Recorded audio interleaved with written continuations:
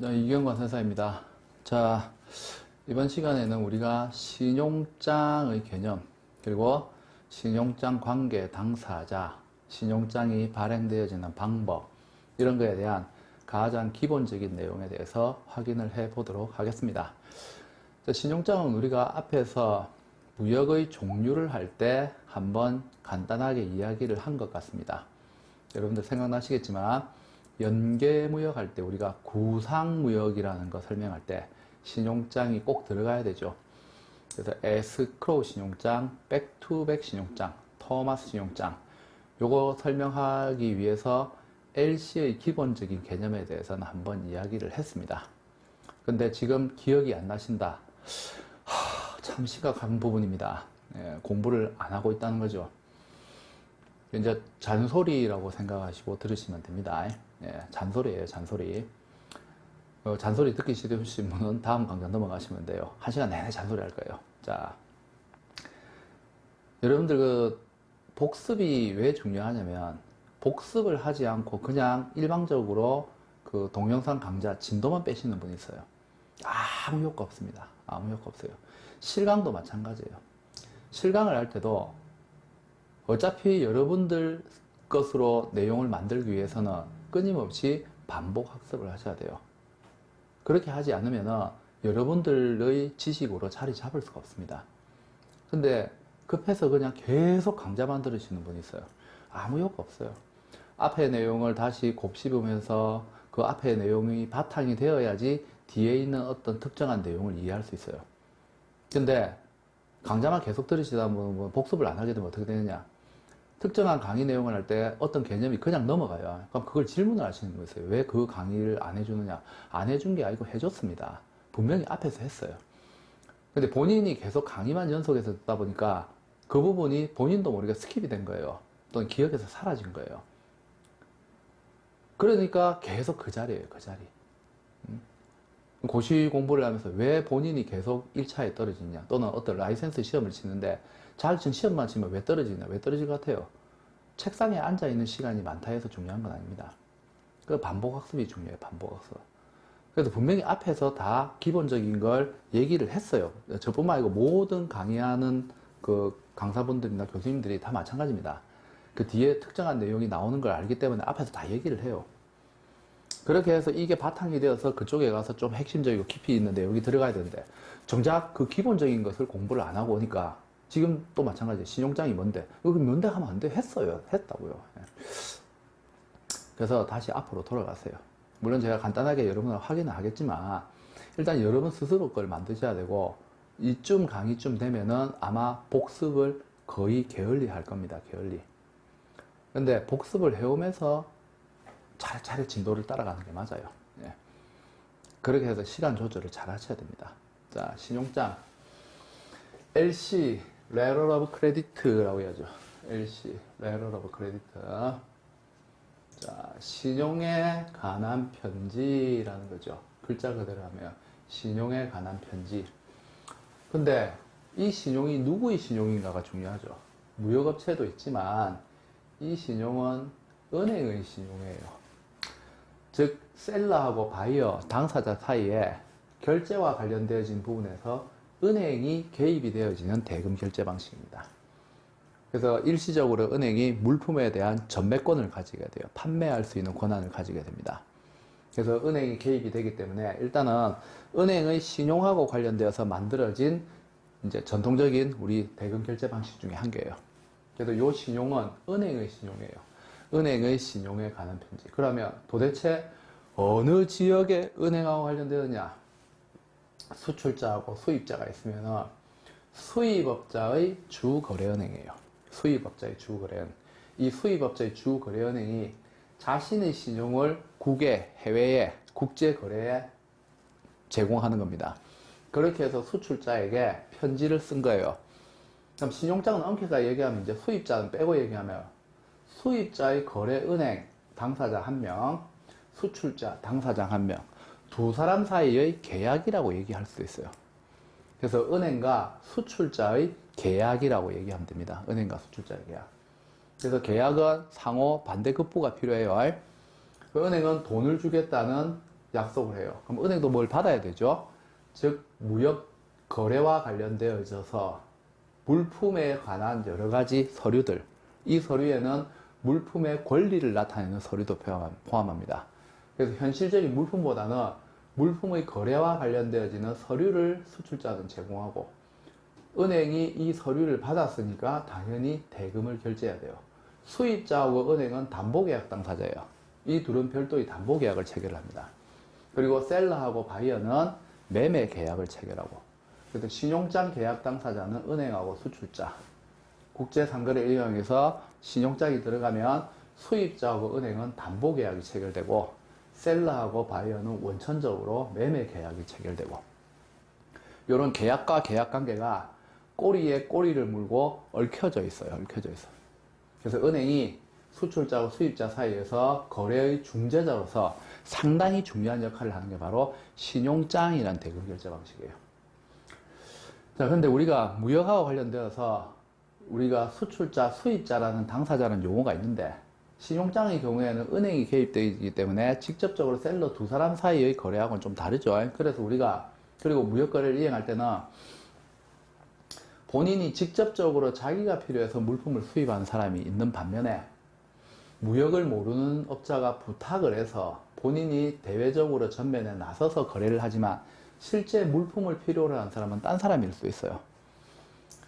수출자가 직접 자기 자신이 이익을 획득하기 위해서 물품 거래와 관련되어지는 수출 계약을 체결할 수도 있지만, 특정한 사람이 제조, 생산, 시설, 설비를 갖고 있는데 무역을 몰라요. 그렇게 해서 무역을 아는 업체에게 부탁을 할 수가 있어요. 이렇게 되면은 실제 물건을 필요로 하는 사람하고 물건을 제공하고자 하는 사람이 우리가 알고 있는 수출자, 수입자라는 개념하고 다른 사람이 등장할 수 있습니다. 요걸 우리가 위탁무역 또는 대행무역이라 불러요. 이러한 경우에도 실질적으로 돈을 받아야 될 사람은 이 사람이 아니고 실제 제조업자가 국제 대금 결제를 받아야 돼요. 물품을 필요한 사람은 전면에 나선 수입자가 아니고 뭡니까? 요 사람이 뒤에서 실제로 수입해달라고 부탁한 사람이, 이 사람이 물품을 필요할 수도 있어요. 그래서 신용장 거래에서는 앞으로 수출자, 수입자라는 용어를 쓰지 않습니다. 수출자, 수입자라는 용어를 쓰지 않고 수출자를 대신해서 신용장 거래를 통해서 금전적인 소득, 이익을 얻을 수 있는 당사자라서 수익자라는 표현을 씁니다. 그리고 수입자라는 용어 대신에 실제로 신용장을 은행에 가서 발행해달라고 요구하는 당사자라서 수입업자라는 용어 말고 발행 의뢰인, 어플리컨트라는 용어를 쓸 거예요. 요거는 우리가 이제 법리적 관계에서 명확하게 하기 위해서 사실은 신용장 거래 전체에 대해서 전반적으로 우리가 얘기할 때는 수출자, 수입자, 법리적으로 얘기할 때도 수출자, 수입자는 용어를 쓰지 않습니다. 물론 실무에서는 내가 수출하니까 수출자가 거의 신용장 거래의 이익을 얻고 수입업자가 실제로 그 물건을 수입을 하고 자기가 대금 결제하는 업체들이 거의 대부분이지만 이렇게 아닐 수도 있기 때문에 법리적인 측면에서는 이 부분이 굉장히 중요해요. 당사자가 항상 동일할 수 있지만 다를 수도 있단 말이에요. 그래서 완전하게 100%가 제조 수출자고 완전하게 100%가 본인이 필요에 의해서 물건을 수입해서 대금 결제하는 업체라면은 우리가 수출자, 수입자라는 용어를 쓰면 됩니다. 근데 저렇게 대행무역, 위탁무역에서 아닌 케이스들이 마구잡이로 들어가 있기 때문에 그래서 우리가 신용장 거래를 얘기할 때는 수출자, 수입자라는 용어를 쓰지 않아요. 그리고 국제협약에서도 셀러, 바이어, 엑스포트, 임포트라는 표현 쓰지 않습니다. 그래서 beneficiary, 수입자, applicant, 발행 의뢰인이라는 용어를 씁니다. 그래서 우리가 요와 관련되어지는 분야를 공부를 할 때는 여러분들이 수출자, 수입자라는 용어 쓰지 마세요. 자꾸 이게 입에 익숙해져 있으면은 나중에 이제 라이센스나 이런 문제와 관련되어진 부분 나올 때 이제 오답을 보기에서 수출자, 수입자 바로 내요. 그거 다 틀렸어요. 신용장에서 수출자, 수입자라는 용어 쓰면 안 됩니다. 실무에 가서 은행 업무 볼 때는 수출자, 수입자, 내가 수출하니까 수출자 뭐 해도 다 알아들어요. 전부 다. 우리나라에서 대화를 하지만 국제적인 기준 협약은 상당히 중요한 거죠. 그래서 대행무역, 위탁무역이 존재함으로써 우리가 직접적인 당사자가 아닌 사람들이 대신 무역을 해주는 경우가 있기 때문에 그래서 신용장 거래에서는 우리가 발행 의뢰인 또는 수익자라는 용어를 쓴다라는 것을 잘 기억하셔야 됩니다. 그래서 은행은 자기 자신이 자신의 신용을 대외적으로 제공하고 수익자가 신용장에 은행이 섬섬옥수로 막 써놓은 편지에 보면은 어떤 조건이 충족되면 우리가 당신에게 돈 줄게요 라고 해서 신용장 조건이 들어가 있을 거예요. 그래서 이 수익자가 이 신용장 조건에 맞는 서류를 제시하면은 우리 은행이 당신에게 반드시 대금 결제 돈을 주겠습니다. 라고 약속하는 편지예요. 약속하는 편지. 그래서 우리가 신용장을 앞에서도 정했죠. 은행의 조건부 지급 확약, 은행의 조건부 지급 확약서라고 한다. 우리 연계무역할 때 이와 관련되어지는 기본적인 개념을 했습니다. 그래서 그 수입업자의 주거래은행인 발행은행이 수익자인 수출자에게 일정한 조건 하에서 일정한 기간 내에 무역하고 관련되어지는 의무를 이행하고 그에 관련되어서 발행이 되어진 서류들을 우리 은행에 제공을 하면 우리 은행이 당신에게 무슨 일이 있어도 돈을 주겠습니다. 그냥 약속하는 게 아니고 확실하게 하늘이 두 쪽 나도 돈 주겠습니다.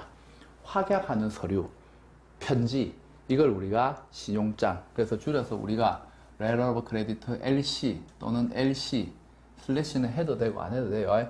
그리고 무역하고 관련되어진 서류가 들어간 데서 화한 신용장이라는 표현 써요. 다큐멘터리 크레디트라고 돼요. 그래서 줄여서 우리가 실무에서는 또 DC라고 합니다. DC. 할인해달라는 게 아니고 배트맨이나 원더우먼 만든 회사 DC, 만화책 그 DC가 아니고 다큐멘터리 크레디트 요걸 줄여서 우리가 DC.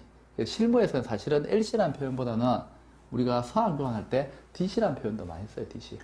그래서 무역업체에서 우리가 외국하고 그 서한을 주고받을 때 상대방 측에서 대금 결제를 신용장으로 할 때 LC라고 하면 좋은데 DC라고 해서 표현 날라요. 그럼 그거 날아오면 여러분들이 부장님이 가서 할인해 달라는데요. 이렇게 얘기하면 안 돼요. 그럼 부장님이 문 열어 놓을 거예요. 나가라는 뜻이에요. 나가라는 거. 기본 소양이에요. 기본 소양. 다큐멘터리 크레디트. 오히려 요즘은 LC라는 표현보다는 DC라는 표현을 더 많이 써요. 우리가 흔히 무역거래에 사용하는 신용장이 전부 DC입니다. 화한 신용장. 그래서 이제 약어를 많이 쓰다 보니까 우리 실무자들은 이제 DC라는 표현, 은행은 이제 DC라는 표현 잘 안 써요. LC라는 표현 쓰고. 근데 전통적으로 LC라는 표현을 더 많이 씁니다. 근데 요거는 알고 계시라는 거예요. 요즘 큰 상사 같은 경우에는 LC라는 표현보다 DC라는 표현을 더 많이 쓰거든요. 그래서 DC가 화한 신용장이다. 신용장을 뜻한다. 라고 여러분들이 기억하시면 됩니다. 자, 그래서 신용장 관계 당사자에 관한 내용을 이제 우리가 알아봐야 되는데, 미리 여러분들 그 칠판에 그림 그리고 이러면 여러분들도 짜증내실까봐 제가 미리 그림을 그려놨어요. 그래서 실제로 셀러, 수출을 해야 되는 셀러는 우리가 수익자, 물품을 수입해야 되는 당사자를 발행 의뢰인, 어플리컨트, 영어로 용어 다 교재에 보면은 영어로 다 가로쳐가지고 스펠링 다 써놨어요. 여러분 영어로 기억하셔야 돼요. beneficiary, 수익자, 흔히 우리가 수출자로 알고 있는 사람, 수입자로 알고 있는 사람. 두 사람은 어쨌든 무역 계약을 하기 위해서 매매 계약을 체결해야 되죠. 매매 계약. 그래서 이 두 사람은 매매 계약 당사자예요. 매매 계약 당사자. 자, 근데 이 수입해야 되는 이 당사자가 현재 자금 사정이 녹록치 않아요. 그래서 돈을 후불로 주겠다. 6개월 뒤에 대금 지급하겠다. 물건 먼저 보내라. 수출자가 정신이 있어 없어요? 당연히 물건 안 보내겠죠. 뭐를 믿고 거래해본 적도 없는데, 그리고 금액도 100억이라 칩시다. 지금 장난칩니까? 아, 절대로 안 보내줘요. 부도가 위험이 있으니까. 그래서 수입업자 자신은 실제로 그 정상적으로 물건 받아서 나는 착하고 성실한 업자이기 때문에 물건 판매하고 6개월 뒤에 돈 회수해서 당신에게 줄 마음이 있다 라고 하지만 아무도 안 믿어요. 그렇기 때문에 본인 입장에서도 자기가 물건을 수출한 당사자인데 이런 제의를 받아도 본인도 물건 먼저 주고 돈 나중에 100억 받을 사람 아무도 없어요. 그것도 6개월 뒤에 또는 1년 뒤에 아무도 없죠. 그래서 이에 관련돼서 상대방을 믿게 할 방법이 필요해요. 자신은 지금 현재 수출자인 수익자에게 믿음을 주지 못했으니까 전 세계적으로 기업 무역하는 사람들에게 신뢰를 줄 수 있는 기관, 바로 중개 역할을 하는 은행, 신용의 중개 역할을 하는 은행이 이제 개입되면 다르겠죠. 자신의 주거래은행이 시티은행이에요. 시티은행, 시티뱅크. 자, 시티은행에 찾아가가 주거래은행이니까 이 기업의 재무제표나 상황에 대해서는 이 주거래은행이 잘 알죠. 그래서 부탁을 하는 거예요. 은행님, 제가 대한민국으로부터 물건을 100억 원치 수입을 해야 되는데 사실 지금 우리 현금 없는 거 알죠? 그래서 미안한데 시티은행이라는 이 브랜드 파워, 국제신용을 좀 이용합시다. 당신이 우리 수출자에게 편지 한 통 써주세요. 뭐라고? 수출자 네가 지금 100억 원치 우리에게 물건을 보내준다면 우리 은행이 당신에게 100억 줄게. 그 편지 하나 쓰라고. 그러면 은행 입장에서는 놀았나 이러겠죠. 당신이 물건을 수입했는데 왜 우리가 돈 준다고 약속해야 되는데? 아, 그래, 우리 수수료 좀 줄게. 그래도 난 니 못 믿겠는데? 네가 물건 받고 잠수타면 우리가 100억 물어야 되는데 우리 그 짓은 못하겠다. 수수료 그거 좀 벌라고 나는 그 짓 못하겠어요. 그럴 수 있겠죠. 그러니까 100억 이상의 담보를 제공해야 됩니다. 100억 이상의 담보. 건물이든 부동산이든. 그래서 실제 은행이 신용거래를 위해서 수출자에게 얼마의 돈을 주겠다. 그 금액에 상응하는 담보를 반드시 수입을 하는 발행 의뢰인은 발행은행과 관계해서 담보 계약을 체결해야 돼요. 그래서 이쪽에 수입지에 있는 은행하고 발행 의뢰인은 담보 계약 당사자가 돼요. 셀러하고 바이어는 매매 계약 당사자가 되고 발행 의뢰인하고 발행은행은 담보 계약 당사자가 됩니다. 그래서 나중에 이와 관련된 부분에 부도가 터지게 되면 은행은 손해보면 안 되니까 이 담보물을 자기 귀속시켜요. 그래서 결제 금액보다 큰 금액, 훨씬 더 큰 금액으로 담보를 잡습니다. 이렇게 해서 거래에 대한 안정권이 확보가 되고 나면 은행은 자기 자신이 편지를 써서 수출자에게 보내게 되죠. 그게 신용장이죠. 신용장. Letter of Credit, LC라는 겁니다. 당신이 우리의 수입자에게 물건을 선적했다. 그 증거, 그게 바로 서류들이죠. 그러한 서류들을 우리 은행에게 준다면 우리 은행이 대금을 당신에게 지불하겠습니다. 기브앤테이크가 이루어졌죠. 기브앤테이크. 그래서 은행이 뭐를 가지게 돼요? 물품에 대한 권리를 가지게 돼요. 그래서 수입업자가 물건을 수입지에 도착한다 하더라도 자기 마음대로 어떻게 할 수 없어요. 물품의 권리를 나타내는 집을 가지고 있는데 집문서에 누구 이름으로 되어 있는가 중요한 거죠. 그거 똑같은 거예요. 차량이 있는데 엄마가 타고 있다, 동생이 타고 있다, 그게 중요한 게 아니에요. 그 차량 소유자가 누구로 되어 있는가 중요한 거예요. 서류상으로 누가 되어 있는가 중요해요. 그게 실제 주인이에요. 그래서 물품의 주인과 관련된 서류는 은행이 가져가는 거예요. 은행이. 그리고 그에 대해서 돈을 주는 겁니다. 돈을 주는 거. 그리고 이 두 사람 사이에 이제 뭐 하면 돼요? 담보계약이나 기타 수수료와 관련되어지는 이 둘이서 해결하면 돼요. 그럼 수출자는 자기가 국제거래를 수행하면서 모르는 기업이라 할지라도 실제로 신용장을 믿고 거래를 하게 되죠. 사실은 신용장을 믿는 게 아니고 누구를 믿는 겁니까? 돈 주겠다고 약속한 이 은행을 믿는 거예요. 은행을.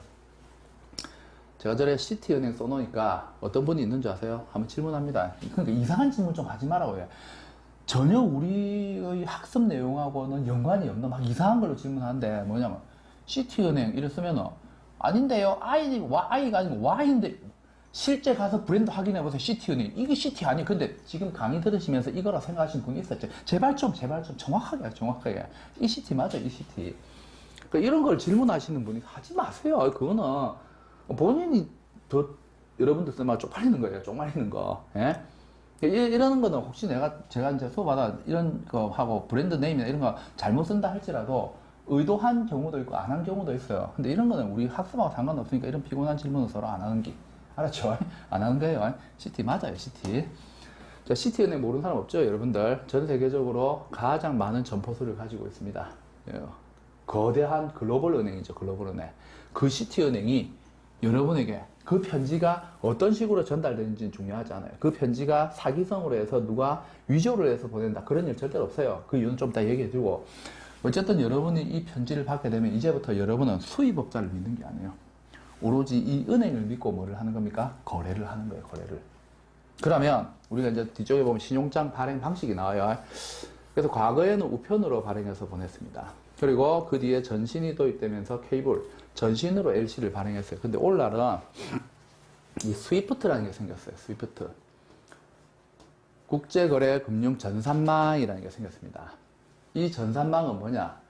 전 세계에 존재하는 모든 은행이 다 회원으로 가입돼요. 회원으로 가입돼 있고, 이거는 아무리 돈 많은 대기업도 가입할 수 없습니다. 요거는 전부 다 은행들만 회원으로 가입돼요. 은행들만. 그러면 어떤 나라에 있는 어떤 은행이 특정한 나라에 있는 어떤 은행에 실제로 지불과 관련되어지는 증빙이나 기타 여러 가지 이체 기록 이런 걸 보내고 싶다. 스위프트 매체를 통해서 바로 전달하는 거예요. 바로 전달. 그래서 전 세계 어떤 은행이라도 스위프트에 다 가입됐으니까 스위프트의 중개에 의해서 뭡니까? 은행들끼리 거래 관련 기록, 여러 가지 지불, 그 다음에 이체 관련된 모든 내용을 전부 다 이 스위프트가 중개를 하게 됩니다. 따라서 이거는 은행과 은행만 가입될 수 있죠. 이미 은행과 은행 간에 가입됐기 때문에 스위프트가 한번 공증을 한 거나 마찬가지예요. 그래서 은행이 아닌 애들이 들어와서 해킹을, 이거 그렇게 하려면 어마어마하게 많은 해커들이, 이게 크래커들이 침투를 해서 서버 마비돼요. 그럴 일 없어요. 그래서 정확하게 은행과 은행, 회원으로 가입된 은행에게 어떤 거래 관련 기록이나 이체 관련 기록이 다 전달되게 됩니다. 그래서 외국에 있는 어떤 은행이 아닌 사이 단체가 여러분에게 스위프트를 통해서 위조된 신용장을 보낼 확률은 없습니다. 그래서 우리가 우스갯소리로 이런 얘기하죠. 회사에 페덱스나 DHL이나 EMS로 신용장이 직접 전달된다든지 또는 우체국을 통해서 등기나 이런 것으로 해서 내 우편함으로 여러분 사무실로 직접 서류가 전달된다. 신용장이랑 전달된다. 1000만% 사기입니다. 있을 수 없습니다. 무조건 신용장은 은행을 통해서만 받을 수 있어요. 그래서 신용장하고 관련되어서 스위프트에서 중개를 하면서 이제 신용장을 전달을 해줘야 돼요. 그럼 어떻게 하냐? 미국의 시티은행에서 대한민국의 어느 도시에 있는 수출자에게 신용장이 나왔다는 걸 전달하고 싶어요. 그러면 요 기업이 있는 주소지 근처의 은행, 신용장을 전달하는 은행에서 통지은행이라고 합니다. 그 주소지 근처의 은행에 스위프트로 암호화되어서 스위프트에서 중간에 신용장을 암호해서 요 은행에 보내요. 그럼 요 수출지의 주소지 근처 은행이 돼요. 여기로 보내게 됩니다. 그럼 이쪽 은행에서 신용장을 출력을 합니다. 원본 신용장 출력을 해요. 그러면 받는 사람, 수익자, 주소지가 다 나와 있겠죠. 여러분 회사에 전화를 걸어요. 신용장 거래해 보시면 잘 알 거예요. 전화 들어옵니다. 전화 들어와가 이제 은행 직원하고 친하죠. 그럼 모르는 은행일 수도 있어요. 반드시 내 주 거래인이 아닐 수도 있어요. 이거는 스위프트에서 찍기 때문에 몰라요. 근데 주소지 근처 은행 어차피 우리나라 사람들, 우리나라 은행 직원들이기 때문에 우리말로 당연히 전화를 합니다. 그렇게 해서 거기 어디 회사죠? 미국 어디서 신용장 들어왔는데요. 찾으러 오세요 합니다. 그래서 직접 여러분들이 본인 기업이 맞다라는 것을 확인할 수 있는 증명 서류 이런 걸 가지고 가가지고 은행 가서 신용장 원본 찾아와야 돼요. 출력된 원본 여기 있고 스위프트 보내는 은행의 데이터베이스로 원본 여기 하나 들어있고 그래서 여러분들이 출력하는 이게 원본이에요. 그래서 여기다 낙서하고 영어 단어 해석하는 거 쓰고 현관패 쫙쫙 끊고 이러면 사장님이 뒤에 보시고 계시다 이런 말 하겠죠. 문을 막 열어놓고 뭐 하는 거예요? 나가라 그죠? 나가야 돼요. 그래서 원본은 나중에 이거 다시 은행 갖다 줘야 돼요. 은행 갖다 줘야 됩니다. 그래서 원본은 잘 보관하고 복사기에 사본 복사하셔가지고 거기에다 여러분들이 현관펜 끊고 글자 쓰고 막 이렇게 해가 신용장 내용 해석하고 이렇게 하셔야 돼요. 뭐 그렇게 실제로 하실 거고 전부 다. 그래서 회사에서 사장님이 자꾸 문 열어놓으면 왜 문 열어놓는데 짜증내지 말고 혹시 내가 나가야 될 일이 있는 거 아닌가 한번 생각해 보세요. 뭔가 마음에 안 드실 수도 있어. 예? 나가라 소리 못하고. 그래서 여러분들이 원본을 직접 받아가야 돼요. 그렇기 때문에 은행에서 전화하고 여러분 찾아가죠. 찾으러 간단 말이에요. 그리고 은행과 은행 간의 스위프트 매체를 통해서 들어옵니다. 사기 신용장, 가짜 신용장이 올 리는 없어요. 없다고. 그래서 이 은행을 우리가 신용장을 전달하는 은행이라서 우리가 통지은행이랍니다. 통지은행, 신용장을 전달한다. 근데 우리나라와 같이 국토의 면적이 좁은 나라는 크게 문제가 없는데 중국이나 미국이나 인도나 호주나 러시아나 굉장히 대륙이 방대하면은 지방 행정 하나의 도시도 어마어마하게 끝에서 끝까지 교통수단을 이용해서 왔다 갈 때 시간이 오래 걸릴 정도로 면적이 큰 나라가 있어요. 그런 나라 같은 경우에는 같은 행정 관할 구역이라도 신용장 찾으러 오세요. 차로 4시간 가야 될 수 있어요. 이쪽 스위프트에서 이제 신용장 쏴줄 때는 주소지, 그 나라의 면적이나 이런 거, 규모나 이런 거에 대해서 구체적으로 알 수는 없어요. 그냥 같은 행정 구역이니까 이 은행을 통지은행으로 해서 쏴준 거예요. 근데 이 은행 입장에서 보니까 어차피 자기 나라니까 보니까 이쪽 주소지까지 차 타고 오는데 4시간 걸려요. 아, 이건 좀 너무한 거죠. 그래서 어떻게 하냐. 이쪽 은행에서 자기 나라기 때문에 이 사람 주소지 근처에 외국한 업무를 할 수 있는 은행이 있는지 없는지를 확인하고 있다면 뭡니까? 그쪽 은행에 한 번 더 토스하고 이쪽 은행에서 찾아가는 게 편리하겠죠. 그래서 미국이나 중국이나 러시아나 인도나 호주나 캐나다나 대륙이 굉장히 거대하고 행정구역 자체가 우리나라 땅만한 우리나라 국토 전체, 우리나라 국토 캘리포니아가 우리가 땅보다 더 넓어요. 그런 지역의 행정구역 같은 경우에는 실제로 은행에 와서 찾아가는데 시간적으로 소요가 많이 되니까 다른 은행을 하나 더 중간에 넣고 신용장을 전달해 줄 수 있어요. 어쨌든 이 은행도 통지는 하는 은행이에요. 그런데 원래 지정된 통지은행이 아니기 때문에 두 번째 통지은행이라서 이 은행을 제2통지은행이랍니다. 제2통지은행. 어쨌든 통지은행은 이러든 저러든 신용장을 전달해 주는 역할을 수행합니다. 신용장을 전달하는 은행. 요 은행을 우리가 통지은행이라고 불러요. 그럼 여러분들이 선적을 이행을 합니다. 자, 선적을 이행하고 신용장상의 내용은 어쨌든 선적을 하고 선적과 관련되어서 이 화물과 관련되어지는 어떤 신용장에 보면은 무슨 서류 몇 개, 무슨 서류 몇 개, 무슨 서류 몇 개, 무슨 서류 몇 개, 무슨 서류 몇 개 이렇게 달라고 쓰여져 있어요. 그럼 여러분들이 실제 선적 이행하고 은행 신용장에서 요구하는 서류들 뭐뭐뭐뭐 다 준비를 해요. 그렇게 해서 신용장을 갖다 주면 돈 준다고요. 근데 우리는 대한민국에 있고 서울에 있고 미국 뉴욕이다. 야, 그럼 여러분들이 실제 이거 다 이행하고 아싸 비행기 타고 여행 간다. 오예 이런 뉴욕까지 날아갈까요? 그렇게 안 해요. 예, 그렇게 할 수가 없어요. 그러면 내를 대신해서 이 일을 해줄 존재가 있으면 참 좋겠죠. 어쨌든 신용장은 은행에서 발행됐고 은행을 통해서 왔어요. 그러면 은행들끼리 잘 통할 거란 말이에요. 그래서 내 일을 대신해서 이런 서류도 전달해주고 수수료 주면 되니까 혹시 돈도 받아줄 당사자 은행은 은행끼리 통하죠. 그래서 신용장과 관련되어서 수익자인 나 대신에 업무를 대신해줄 우리나라의 은행이 필요합니다. 요 은행이 지정은행이에요. 지정은행. 수출지에 있는 지정은행. 그러면 특별하게 다른 요건이 없다면 내 주거래은행이 제일 편하겠죠. 물론 내 주거래은행이 아니고 특정 브랜드 은행에 가야 될 수도 있어요. 그게 이제 신용장상에 나와 있어요. 신용장상에 보면 LC에 보면 여러 가지 내용이 있는데 이렇게 수출자가 서류를 준비하고 나서 제시해야 되는 은행을 이 업무를 이 수출자를 대신해서 업무를 수행할 수 있는 은행을 두 가지로 표시합니다. 하나는 Anybank라고 쓰여지는 경우가 있고 특정은행 ABC뱅크 이렇게 쓰여지는 경우가 있어요. 그러면 Anybank는 모든 은행, 아무 은행이라는 뜻이죠. 그러면 외환 업무를 할 수 있는 은행 아무 때나 갖다 주면 돼요. 그럼 수출자는 자기 자신이 주거래은행이 제일 편하겠죠. 아니면 우리 회사 1층에 특정 브랜드 은행에서 그거 갖다 주면 돼요. Anybank는 아무 은행이나 가져다 줘도 된다는 뜻이에요. 근데 ABC뱅크 특정은행 이름이 있어요. 우리뱅크 코리아, 신한뱅크 코리아, 국민뱅크 코리아 이런 식으로 HSBC 코리아 뭐 이런 식으로 특정은행 이름이 있어요. 이런 경우에는 그 브랜드 은행이 가져다 줘야 돼요. 그러니까 보통 신용장이 나오게 되면 이런 세부적인 서류 요건 말고 어떤 은행을 이용할 수 있는지 이런 은행하고 관련되어진 내용도 LC 전문상에 편지상에 다 나와 있어요. 그래서 이렇게 아무 은행이나 가져다 줘도 되는 신용장, 자유매입 신용장이라고 합니다. 자유매입 신용장. 근데 특정 은행에 갖다 줘야 되는 은행 브랜드 이름이 쓰여져 있는 경우 있어요. 이런 신용장을 매입 제한 신용장 또는 특정 신용장 이렇게 불러요. 매입 제한 신용장, 특정 신용장. 대부분 보면은 애니뱅크라고 많이 쓰여져 있어요. 근데 아닐 수도 있어요. 아닐 수. 이거는 케이스 바이 케이스인데 대부분 애니뱅크라고 많이 쓰여 있어요. 그래서 수출자들도 편한 게 자기 주거래은행에 많이 가져다 줘요. 그래서 수익자를 대신해서 신용장과 관련되어진 업무를 수행하는 은행, 요 은행을 우리가 지정은행이랍니다. 지정은행, 지정은행. 자, 그 다음에 또 확인은행이라고 있을 수 있어요. 확인은행. Confirming Bank라 되어 있을 거예요. 확인은행. 자, 요 은행은 뭐냐면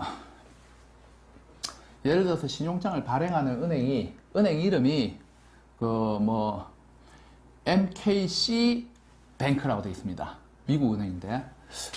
근데 나도 그렇고 여러분도 그렇고 실제 MKC라는 브랜드가 있다 칩시다. 여러분이 무역하는 업체인데 미국이지만 MKC 은행이래요. 이 은행 처음 들어본 은행이에요. 듣보잡이에요. 아무리 은행이지만 은행도 못 믿겠어요. 그 설립 연도 보니까 어제예요. 극단적 예를 들어서 아직까지 국제거래 안 해본 은행이에요. 이 은행 믿고 거래하겠어요? 이 사람이나 이 은행이나 내 입장에서는 다 못 믿는 은행이에요. 그러면 이런 은행도 저거 스스로 아직 국제거래를 많이 안 해봤죠. 그렇기 때문에 자기들이 대외적으로 신용을 제공하는 게 한계가 있다는 것을 스스로 알고 있어요. 그래서 이 경우에 어떻게 하냐. 자신들보다도 더 신용이 있는 은행. 그럼 예를 들면 이 은행 시티은행입니다. 그럼 시티은행이 부탁하겠죠. 은행아, 시티야, 미안한데 우리가 이제 설립한 지 얼마 안 됐고 국제적으로 거래도 많이 안 해봤다. 그래서 내가 신용장을 발행하면은, 내 혼자 발행하면은 외국에 있는 기업들이 아직까지 우리를 모르기 때문에 안 믿을 거다. 그래서 미안한데 우리가 돈 준다고 약속하는 이 신용장에 대금을 지급하는 기관으로 네 이름도 하나 올리자. 나중에 우리끼리 정산하자. 이 도와준 거에 대해서 내가 감사하게 생각할게. 그렇게 해서 여러분이 신용장을 받았는데 돈 준다는 은행이 발행은행 말고 또 한 개의 은행이 더 들어갈 수 있어요.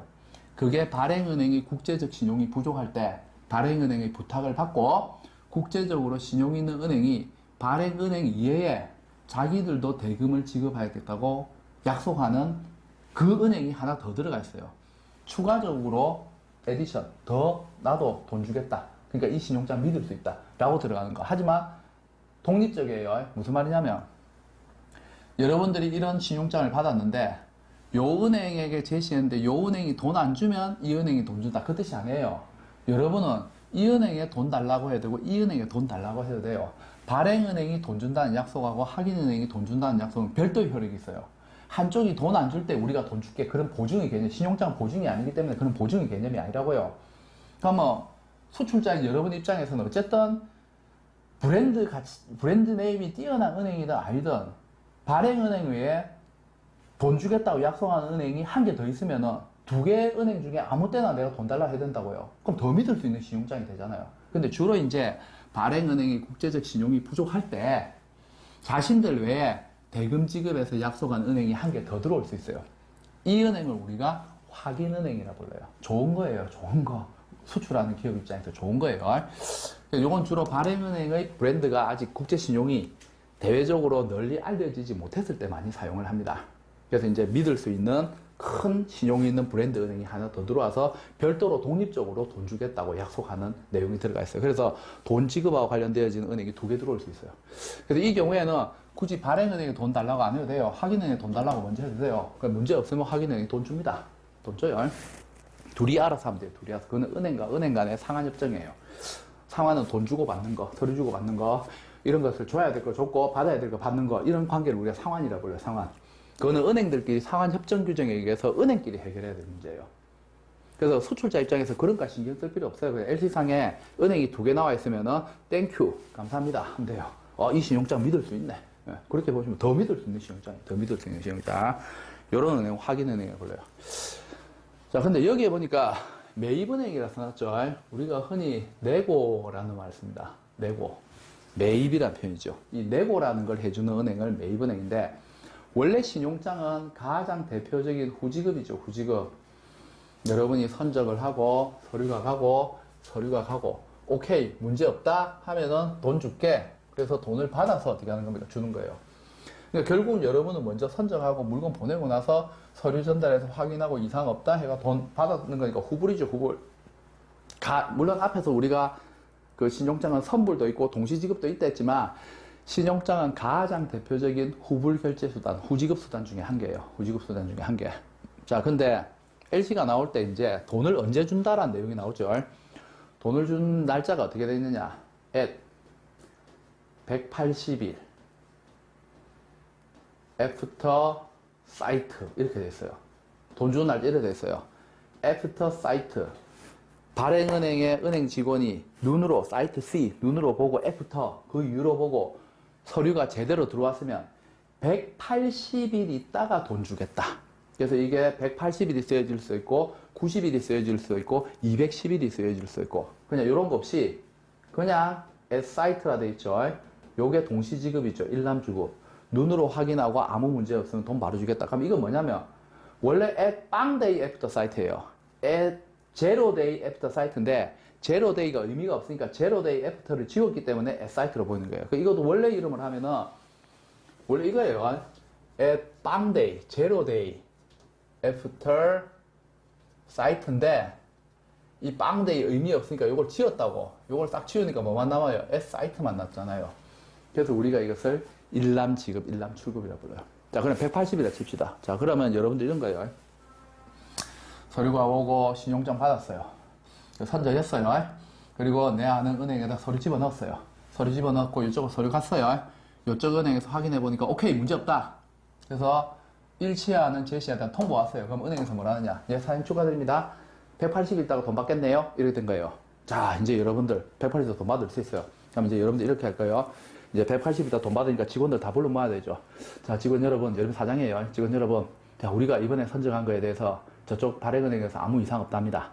자, 180일 있다 우리 돈 받을 수 있으니까 6개월이죠. 자, 파이팅 차봅시다. 6개월 뒤에 월급 한 번 해줄게요. 장난칩니까? 사원들 대모일랍니다. 맞죠? 또 이렇게 할 거예요.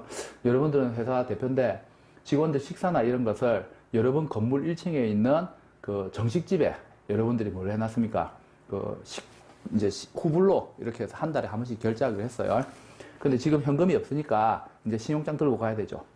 그 식당 주인 아줌마 사장님인데 뭐라 해야 돼요? 자, 사장님, 이거 잘 보세요. 이게 LC라는 건데, 일단 아줌마가 방금 욕할 수도 있어요. 욕했는 줄 알아요. 신용장 뭔지 몰라요. 근데 그거다 대고, 잠깐만 있어 보세요. 이게 사실은 우리가 은행에 가져다 주는데, 이게 지금 아무 문제가 없대요. 그래서 우리가 6개월 뒤에 돈 받을 수 있으니까, 6개월 뒤에 우리 직원들 전부 식비하고 다 해결할 테니까, 6개월만 참읍시다. 화이팅! 이라는 순간 아줌마가 부직갱이 들고 나옵니다. 부직갱이, 연탄 부직갱이라고 쇠로 된 거 있어요. 이런 거 들고 나와가지고, 예? 무슨 소리 하나 돈 내놔라! 예? 당연한 거 아니에요. 그래서 여러분들이 지금 기업을 운영하면서 건전하고 성실하지만 이 받을 돈이 예를 들어서 10억이라 칩시다. 10억. 그러면 6개월 있다가 돈 줄게. 직원들, 식당에 이런 데 가서 아무리 얘기해봤자 뭐예요? 안 통해요. 그리고 여러분들도 음주 가무행해야 될 거 아니에요. 모르는 식당에 가고 아는 식당에 간다 할지라도 6개월 있다 신용장 꺼내면 이게 뭔지 아세요? 이 신용장인데요? 이러면서 6개월 있다 돈 줄게요. 예. 병에 맞습니다. 큰일 나요. 그렇기 때문에 사장님들도 돈 필요해요. 근데 얼마 있다 돈 준다고요? 돈은 확실하게 받아요. 6개월 있다가. 그럼 요쪽 은행에서 이제 생각합니다. 삐리링 불이 빡 들어와요. 왜? 돈 버는 일이 생겼어요. 이 사람이 물건 보낸 거에 대해서 이상 없다고 했고 요쪽 은행에서 6개월 뒤에 어차피 이 기업의 계좌 이 은행이 갖고 있죠. 6개월 뒤에 돈 들어올 게 확실해요. 10억이 들어올 게 확실하다고요. 그러면 어떻게 하느냐? 사장님, 제 얘기 좀 들어보시죠. 지금 돈 필요하시죠? 제가 지금 10억 드릴게요. 오, 고맙습니다. 그런데 사실 우리가 6개월 뒤에 돈 받을 건데 우리가 6개월 다른 데 투자를 하면은 거기에 이자 수익이 얼만데 그래서 보통 우리가 어음도 할인하죠. 그것처럼 사실 10억은 다 못 드리고 여기서 3천만 원 우리가 까겠습니다. 예를 들면 그렇다고 예를 들면 이 정도로 까지는 않아요. 그냥 예를 드는 거예요. 예, 까겠습니다. 어떻게 하실래요, 여러분들? 6개월 무시나 이런 데 돈, 무 카드 이런 데, 태권부 이런 데 돈 빌려봤자 이자 더 많잖아요. 제2금융권 돈 빌려 더 많아요. 그래 생각해보니까 차라리 제1금융권에서 이렇게 할인받아서 내가 대금 찾아가는 것도 별 문제가 없을 것 같아요. 그리고 이 은행에서는 이것만 하는 게 아니죠. 그때까지 이자나 이런 거 다른 요소 해가지고 우리 수수료 얼마이가 막 까요. 그래가 얼마 하냐면 예를 들어서 9억 몇 천만 원 이렇게 얘기했어요. 예, 주세요. 어쨌든 그렇게 하면서 여러분이 신용장 대금 10억 6개월 뒤에 10억 받을 수 있는 권한을 어디에다 넘기는 거예요? 은행에다 넘기는 거죠. 은행은 이거 권한을 사는 거죠. 대신에 이제 10억 들어오면 은행 거예요. 왜? 여러분 이미 여러 가지 비용 공제하고 돈 받았잖아요. 미리 돈 받는 거잖아요. 그래서 은행 입장에서 미래의 권리 가치를 사는 행위다. 그래서 우리가 이것을 매입내고라고 해요. 매입내고.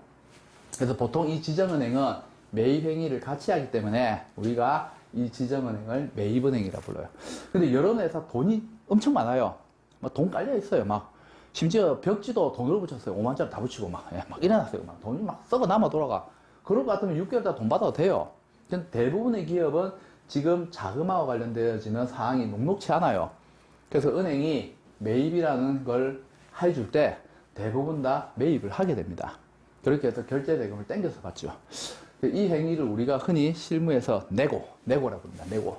이런 은행들을 우리가 신용장과 관련되어서는 매입은행, 주로 지정은행이 매입은행 역할을 합니다. 자, 요게 신용장의 개념, 그리고 신용장 관계 당사자, 그리고 신용장의 발행 방법에 관한 일반적인 내용이었습니다. 가장 기본적인 내용이죠. 그래서 우리가 이걸 합쳐서 그냥 신용장의 의의라는 데서 대부분 다 다루고 있습니다. LC의 개념 잘 기억합니다.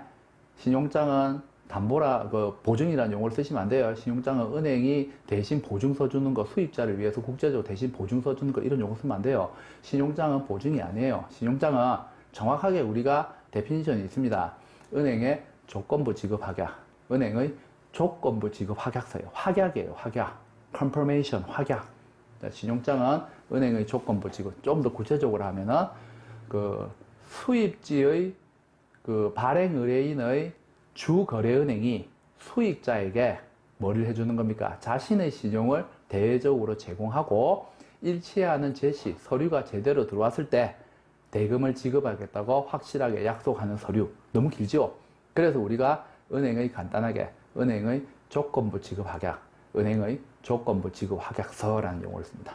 자, 신용장의 의의에 대해서 확인을 했습니다. 수고하셨습니다.